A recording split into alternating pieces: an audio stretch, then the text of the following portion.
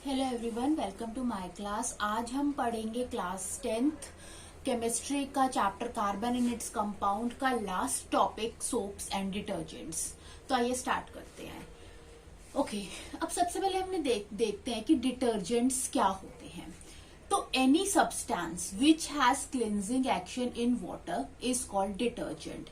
तो कोई भी ऐसा सब्सटेंस जो वाटर के साथ मिलकर क्लिनजिंग एक्शन शो करे, यानी कि डर्ट को रिमूव करे, ठीक है, ऐसे सब्सटेंस को हम क्या कहते हैं? डिटर्जेंट्स कहते हैं।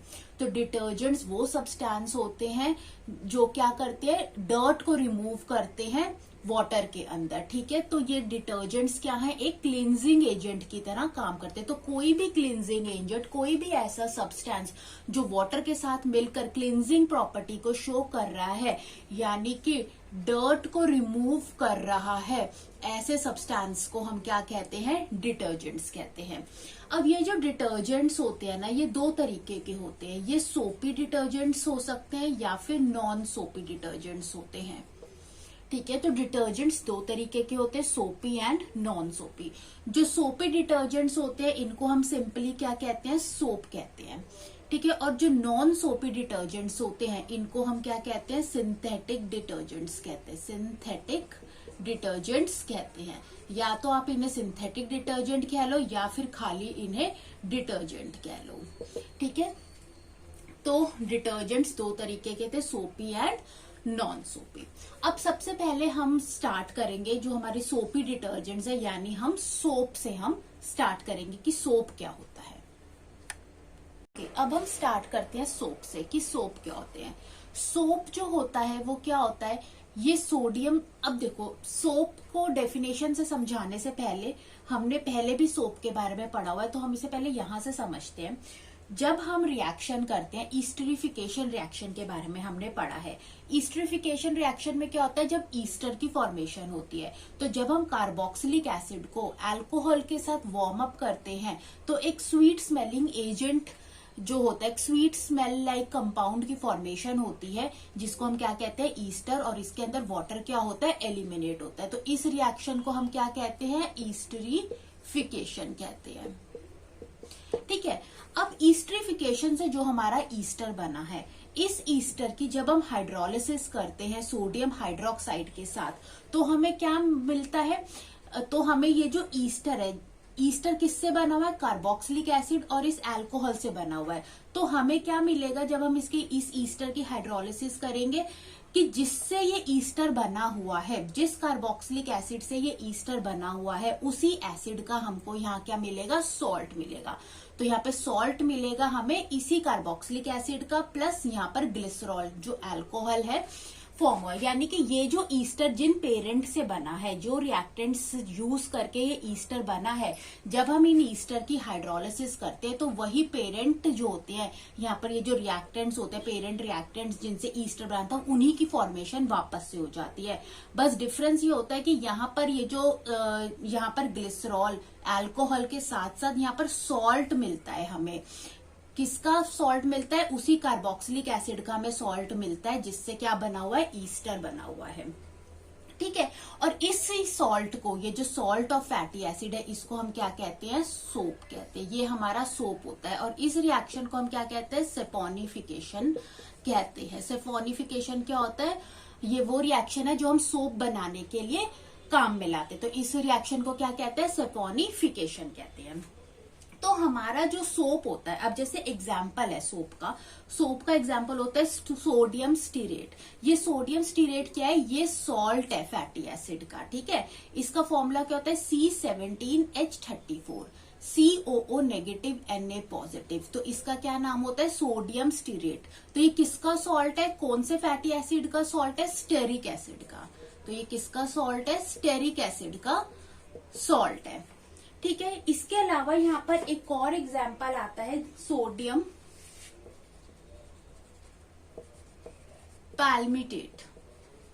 सोडियम पैल्मिटेट का फॉर्मूला होता है C15H31, COO negative Na positive, ठीक है, अब ये किसका सॉल्ट है, ये भी सॉल्ट है, किसी फैटी एसिड का सॉल्ट होगा, जैसे ये सोडियम स्टीरेट किसका सॉल्ट है, स्टेरिक एसिड का। उसी तरह ये जो हमारा सोडियम पाल्मिटेट है ये किसका सॉल्ट है, पैल्मिटिक एसिड का सॉल्ट है। ठीक है, तो आप ये जो दोनों सॉल्ट्स हैं, ठीक है, इनके अंदर आप देख सकते हैं कि इनके अंदर सोप के क्या होते हैं, दो पार्ट्स होते हैं। सोप दो पार्ट्स में डिवाइड होता है। पहला होता है लॉन्ग चेन होता है एल्काइल ग्रुप का, और सेकंड पार्ट होता है इसका आयनिक पार्ट होता है। तो अब हमें इसकी डेफिनेशन समझ आ जाएगी कि सोप क्या है, एक सोडियम सॉल्ट है। सोडियम यहाँ पर जैसे हमने सोडियम लिया तो इसकी जगह पोटेशियम का भी सॉल्ट हो सकता है। ठीक है, so it is a sodium salt या फिर potassium salt of long chain of carboxylic acids. Long chain किसकी है, कार्बोक्सिलिक एसिड की लॉन्ग चेन है, which has cleansing property in water. एक चीज और कि जो भी हमने कहा कि जो हमारे सोप होते हैं, ठीक है, उसके दो पार्ट्स होते हैं, एक होता है आयोनिक पार्ट और एक होता है नॉन आयोनिक पार्ट। ठीक है, अब देखो यहाँ पर जो अब कहते हैं कि जो हमारे जो सोप्स होते हैं ना वो बेसिक होते हैं नेचर में। सोप जो होते हैं वो क्या होते हैं, वो बेसिक होते हैं, वो एक्ट एज अ बेस करते हैं।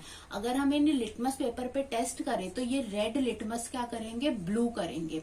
ऐसा इसलिए होता है कि अगर आप इन सोप का फॉर्मूला देखो तो यहाँ पर ये जो Na पॉजिटिव है ये कहाँ से आया हुआ है, NaOH में से आया हुआ है, यानी NaOH क्या है, एक स्ट्रॉन्ग बेस है। और जो बाकी का जो पार्ट है वो क्या है, एक वीक एसिड का पार्ट है। तो यहाँ पर हमारा बेस का जो पार्ट है ना वो स्ट्रॉन्ग है, इसीलिए जो सोप होते हैं ना वो बेस की तरह एक्ट करते हैं और लिटमस पेपर को रेड लिटमस ब्लू कर देते हैं। ठीक है, नेक्स्ट अब हम देखते हैं structure of soap.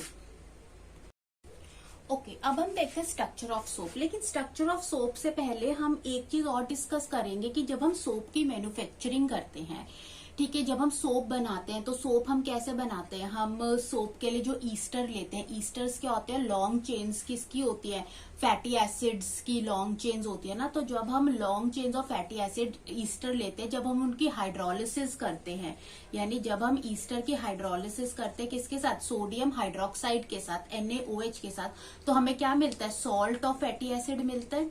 Salt of fatty acid जिसको हम क्या कहते हैं, सोप कहते हैं। ठीक है, प्लस यहाँ पर हमें क्या मिलता है, ग्लिसरॉल मिलता है। यही होते हैं, इसी को हम क्या कहते हैं, सैपोनिफिकेशन कहते हैं। तो जब हम ईस्टर की हाइड्रोलिसिस करते हैं NaOH में, तो यहाँ पर हम NaCl भी ऐड करते हैं, कॉमन सॉल्ट। तो यहाँ पर एक क्वेश्चन आता है कि हम सोप की मैन्युफैक्चरिंग के अंदर कॉमन सॉल्ट को क्यों ऐड करते हैं। तो कॉमन सॉल्ट को हम इसलिए ऐड करते हैं, ये क्या करता है कि जो सोप होता है ना उसको जो सॉल्यूशन से अलग करने में हेल्प करता है, यानी उसको उसकी सॉल्युबिलिटी को डिक्रीज कर देता है, उसके प्रेसिपिटेट बनाता है, ताकि सॉल्यूशन में से सोप को अलग करना क्या हो सके, इजी हो सके। इसीलिए जब भी हम सोप बनाते हैं तो हम क्या करते हैं, इसके अंदर कॉमन सॉल्ट NaCl को ऐड करते हैं।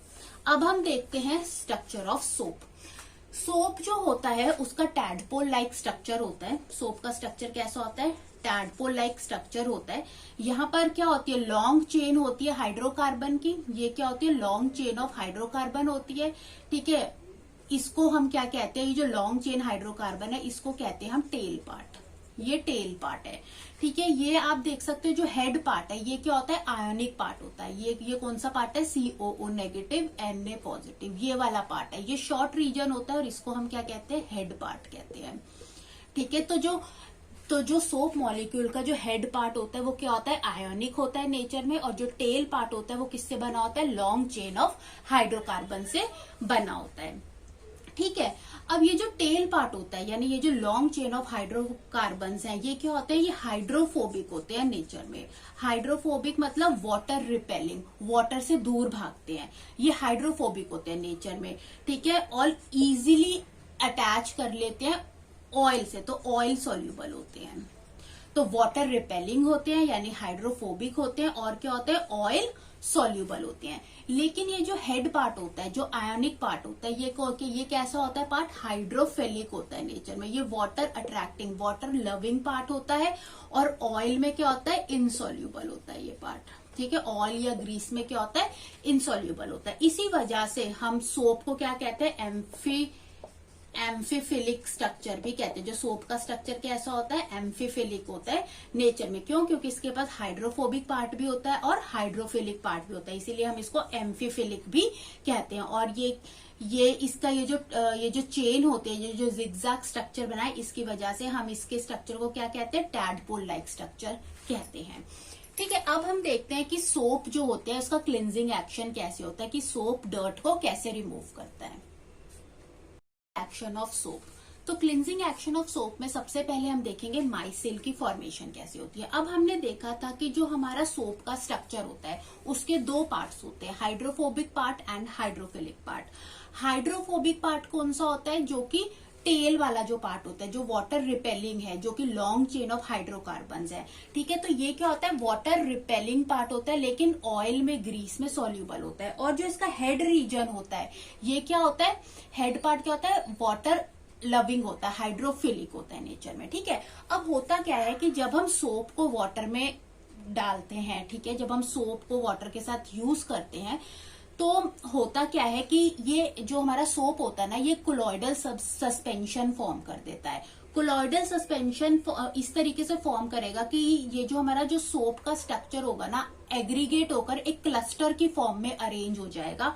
वो इस तरीके से कि जब हम इसमें गंदे कपड़े डालेंगे, ठीक है, जो भी हम डर्टी क्लोथ डालेंगे, तो इसका जो इसका टेल पार्ट होगा, टेल पार्ट क्या है, हाइड्रोफोबिक है, वाटर से दूर भागता है, लेकिन ऑयल सॉल्यूबल है। तो ये क्या करेगा, जो इसका टेल पार्ट होगा ना, वो इस डर्ट से क्या हो जाएगा, यहाँ पर वो इस डर्ट के साथ क्या हो जाएगा, ये डर्ट है, इस डर्ट के साथ अटैच हो जाएगा। लेकिन जो इसका हेड रीजन है, जो कि आयोनिक पार्ट है इसका, ये क्या है, वाटर लविंग है, हाइड्रोफिलिक है नेचर में। ये क्या होगा, आउटवर्ड, क्योंकि चार्जेस इसके ऊपर नेगेटिव चार्ज है, COO नेगेटिव, तो ये चार्ज आपस में क्या करेंगे, रिपेल करेंगे, और ये क्लस्टर की फॉर्मेशन ले लेगा, जिसको हम क्या कहेंगे, माइसिल्स कहेंगे। तो जो हाइड्रोफिलिक पार्ट होगा वो आउटवर्ड होगा, जो आयनिक पार्ट है, जो हाइड्रोफिलिक है, जो वाटर लविंग है, वो आउटवर्ड होगा, वो बाहर की तरफ होगा। और डर्ट के साथ कौन सा पार्ट अटैच होगा, जो उसकी लॉन्ग चेन है हाइड्रोकार्बन्स की, जो उसका टेल पार्ट है, नॉन आयनिक पार्ट है, या जो हाइड्रोफोबिक पार्ट है, वो इस डर्ट के साथ क्या हो जाएगा, अटैच हो जाएगा। और इस फॉर्मेशन को हम क्या कहते हैं, माइसिल फॉर्मेशन कहते हैं। अब जब हम अपने कपड़े को एजिटेट करेंगे, ठीक है, उसको जब हम पानी में उसको रब करेंगे, तो ये डर्ट पार्टिकल्स क्या हो जाएंगे, स्प्रेड आउट हो जाएंगे पानी में, और पानी क्या हो जाएगा, गंदा हो जाएगा, डर्ट क्या हो जाएगी, रिमूव हो जाएगी। ठीक है, डर्ट क्या हो जाएगी, रिमूव हो जाएगी। तो इस तरीके से जो सोप्स जो होते हैं वो कपड़ों में से डर्ट को रिमूव करने में हेल्प करते हैं। क्यों, कैसे करते हैं कि जो उसका टेल पार्ट होता है वो डर्ट के साथ अटैच हो जाता है। क्यों, क्योंकि वो जो टेल रीजन होता है, जो लॉन्ग चेन है हाइड्रोकार्बन्स की, वो क्या होता है, ऑयल सॉल्यूबल होता है, ठीक है, और हाइड्रोफोबिक होता है, तो वो डर्ट के साथ अटैच हो जाता है। और जो हाइड्रोफिलिक पार्ट होता है, जो कि आयनिक पार्ट है, वो वाटर के साथ क्या रहता है, वो आउटवर्ड, वो बाहर रहता है, वो वाटर के साथ अटैच रहता है। और जब हम कपड़े को एजिटेट करते हैं, तो ये जो डर्ट जो होती है, ये क्या हो जाती है, स्प्रेड हो जाएगी, पानी गंदा हो जाएगा, लेकिन हमारा जो कपड़ा होगा वो क्या हो जाएगा, साफ हो जाएगा। तो इस तरीके से क्या होती है, माइसील की फॉर्मेशन होती है, और यही क्या होता है, क्लिनजिंग एक्शन होता है सोप्स का। जो हमारा जो सोप होता है, ठीक है, उसकी कुछ लिमिटेशंस होती है। लिमिटेशन क्या है सोप की, जो वाटर होता है ना, वो दो तरीके का होता है, एक होता है हार्ड वाटर और एक होता है सॉफ्ट वाटर।